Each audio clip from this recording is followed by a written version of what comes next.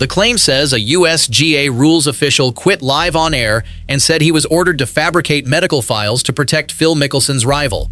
That is not a small accusation. It puts Mickelson, private health information, tournament access, and the USGA in one sentence.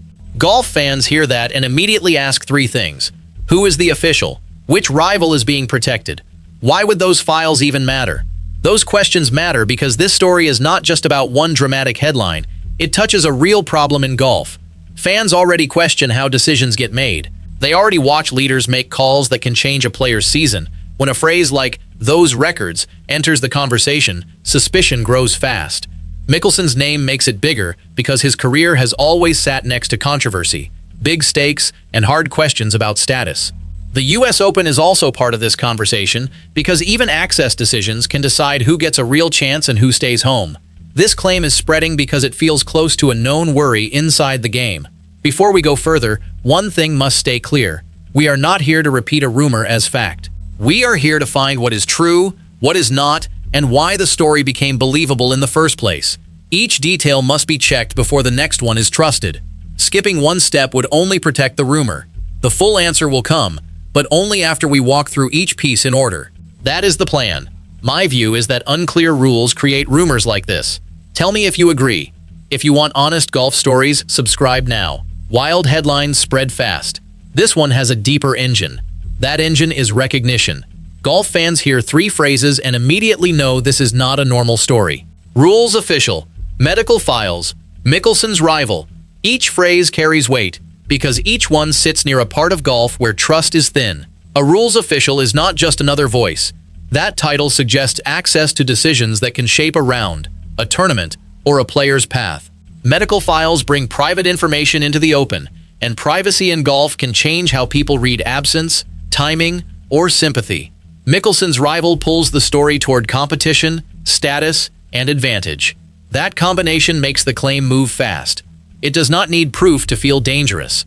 It only needs doubt. Golf has enough doubt already. Fans remember rulings that changed events. They remember explanations that arrived late or felt incomplete. They remember moments when the difference between one player and another came down to a small decision made away from the spotlight. That memory is why the story is not fading. It is being held, examined, and pushed forward by people who want the full sequence behind the headline. The first real question is the official. Until that name appears, every other detail stays unstable. That uncertainty keeps the question alive for every listener. One name remains missing. That absence matters. The missing name is what gives this story its pull. A claim without a source can be ignored. A claim tied to a real official would become a different problem entirely. Fans keep searching because the gap feels personal. They want to know if this came from someone with real access, someone who stood on a course, spoke to players, and handled rulings under pressure. Golf officials are not anonymous in the way many fans assume. Players know them, caddies notice them, broadcast teams hear them. When an official makes a call, it does not disappear into a file.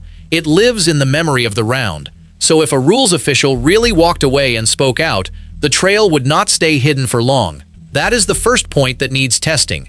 The claim sounds urgent, but urgency alone does not make it real. It needs a source, a place, and a moment that can be checked. Until then, the official remains a shape without a face. That shape is enough to keep the story moving, but it is not enough to prove the claim. The next question pulls closer to the center of the rumor. Silence around the rival makes the claim travel. That silence is not accidental. In golf, the word rival can mean several things, and that ambiguity helps the claim travel. Some fans hear it and think of old major battles. Others hear it and think of current access fights. Others hear it and think of the split between tour loyalty and new money. Mickelson has spent decades near all three versions. The phrase works because it stays open. It does not need a name to feel specific. Each listener fills the blank with the rival they already have in mind. That is how rumors stay alive. They let the audience complete the story before the facts arrive. Still, the blank needs limits. If the rival is too vague, the claim becomes a ghost. If the rival becomes too clear, the story can be checked. That tension is exactly why the title uses the phrase without naming anyone. It keeps the rumor protected by possibility. The rival question is not just about one player. It is about advantage, entry, and who appears to benefit when rules feel flexible. That moves the story toward the most sensitive phrase in the whole claim. Medical language changes the stakes. Medical language changes the tone of any sports story. Golf is used to injuries, withdrawals, and private recovery timelines. It is not used to files being moved, altered, or used as leverage. This part feels heavier than the rest. When a player misses time, fans accept a short statement. They may ask questions, but they usually move on. When the claim says records were fabricated, it turns a private matter into an act of control. It suggests that someone wanted the public to see one version of events while another version stayed hidden. That idea lands hard because golf depends on trust. Trust in scoring, trust in rulings, trust in eligibility, trust in the idea that the field is real. If medical information becomes a tool, then the field stops feeling clean. That fear explains why the rumor keeps being repeated. It is not only about Mickelson. It is about what would happen if private information became part of tournament strategy. The next layer is even more personal because it involves an absence that fans already noticed. Privacy can protect people. It can also feed doubt. That doubt grew because Mickelson stepped away from events while citing a family health matter. The statement was private, respectful, and limited. In normal circumstances, privacy would end the discussion.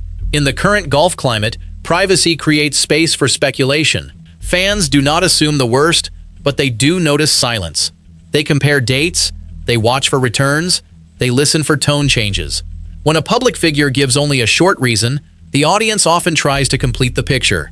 That is human behavior, and golf fans are no different. The claim in the title uses that behavior. It takes a real absence and places it next to an unverified accusation. That pairing is powerful because one part is true and the other part is not proven. The true part makes the false part feel closer to reality.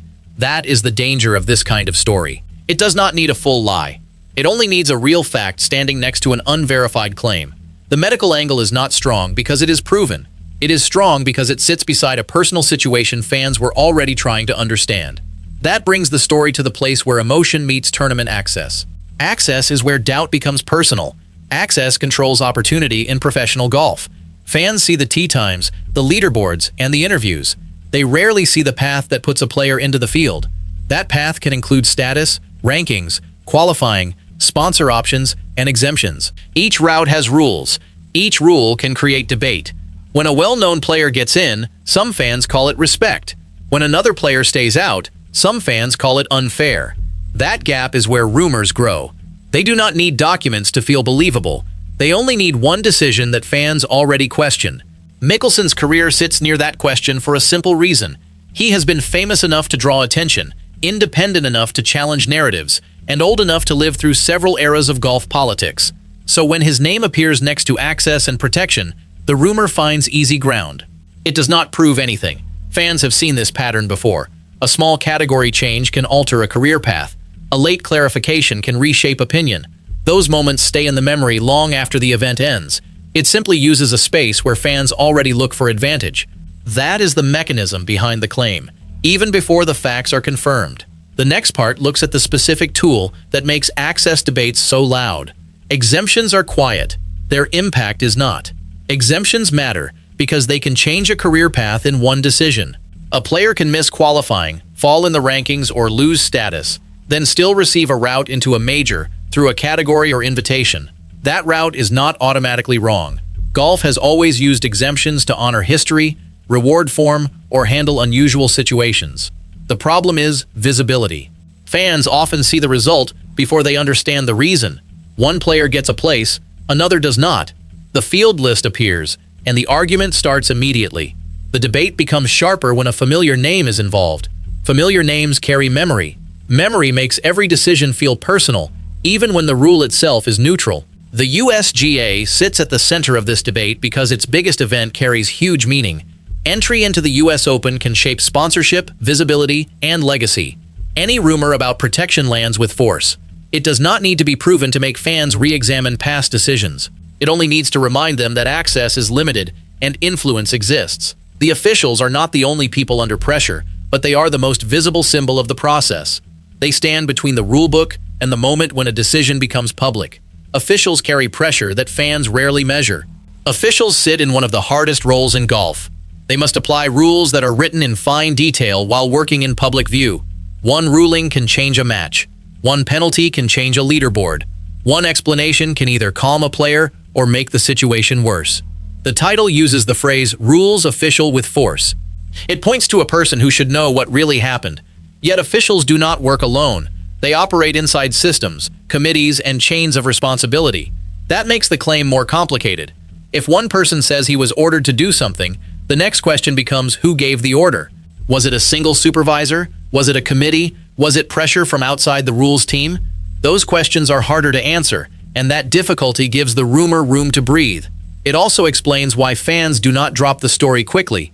They sense that an official would not be the final source of pressure. The story wants a higher point of origin. That search leads back to the longer history around Mickelson and golf governance. History gives the rumor a place to rest. That history is not empty. Mickelson has spent years near debates about entry, status, and major opportunities. He has received special entry in the past. He has also criticized governing decisions when they affected players around him. Those facts do not prove the headline. They simply explain why the headline found a home. Fans remember that Mickelson does not stay quiet when he believes a decision is unfair. They also remember that his career has carried controversy, big statements, and shifting alliances. That mix makes him a natural center for rumors about influence. The claim borrows from that reputation. It asks the listener to imagine a world where access can be managed behind the scenes. That imagination is not proof, but it is powerful. It turns a vague report into a story that feels possible to people who already distrust the process. The key is to separate memory from evidence. Memory can explain why a rumor spreads. Evidence is what turns a rumor into a confirmed event. At this point, the evidence is still thin. The next part draws that line clearly. Facts are narrow. The claim is wide. The facts are narrow, so the payoff must be direct. No verified USGA rules. Official quit live and confess to fabricating medical files. The official in the headline is not a confirmed person. The role is acting as a rumor device that gives the claim insider authority. The rival is also not one confirmed player. The first real context is Talor Gooch, because Mickelson publicly criticized USGA leadership when an exemption rule change affected Gooch's US Open status. That moment showed how quickly access can feel personal. The second context is wider. It involves LIV-linked players and the ongoing fight over major entry, world ranking, and eligibility. In that sense, the rival is not a single face. It is the player who appears to benefit from access, while Mickelson or his allies lose ground. Why medical files? Because Mickelson's 2026 absence was tied to a private family health matter. The privacy was real. The lack of detail created a rumor vacuum. Medical language became the emotional bridge between absence, sympathy, and advantage. How could protection happen? The rumor borrows from real exemption power. Governing bodies can influence fields through categories, invitations, and eligibility interpretation. That does not mean files were fabricated. It means unclear process can make fans imagine protection. The verified answer is not a live confession. It is a trust problem. Truth is less dramatic. It is also more useful. That trust problem is the real story. It explains why the claim spreads without evidence. Fans are not reacting to a document. They are reacting to memory. Memory of disputed calls, late explanations, and uneven access. Those memories make the rumor feel possible. Possibility is not proof, yet it drives discussion. If the story were true, it would require a named official, documents, credible reporting, a specific player, and a specific decision affected by medical information. Right now, none of that exists in verified public reporting. That does not mean golf governance is beyond question. It means this exact claim is not established. The difference matters. If the claim is repeated as fact, it harms trust further. If it is treated as a signal, it can teach fans what to watch. The next development will likely come from how governing bodies handle access and explanation going forward. Every exemption choice will be examined. Every silence will be read. Fans will compare one case to another. Players will notice the pattern. Once a trend forms, fans stop reading decisions as isolated events. They start reading them as signals. Signals about power, access, and future treatment. Pattern recognition moves faster than official statements. It shapes comment sections, podcasts, and fan debate. Proof would need a name. None has appeared. The final answer is not the headline. The final answer is that the rumor spread because golf fans no longer fully trust the process behind big decisions. The medical part should stay personal unless real evidence appears. The rival question should stay focused on access, not blind speculation. The official question should stay simple. No verified name. No confirmed resignation. Mickelson's name will keep pulling stories toward him, because his career has always carried stakes, controversy, and history. If the process becomes clearer, rumors lose power. If it stays unclear, the next claim will find the same audience. The story leaves us with one clean test. That test is simple, but it matters for golf. It protects the sport. It protects listeners too. If a named official appears with evidence, the conversation changes. Until then, the headline remains a loud claim built on real distrust, not confirmed fact. Golf fans deserve a standard. Verify first. Feel second. That standard protects the game, the players, and the time fans spend listening.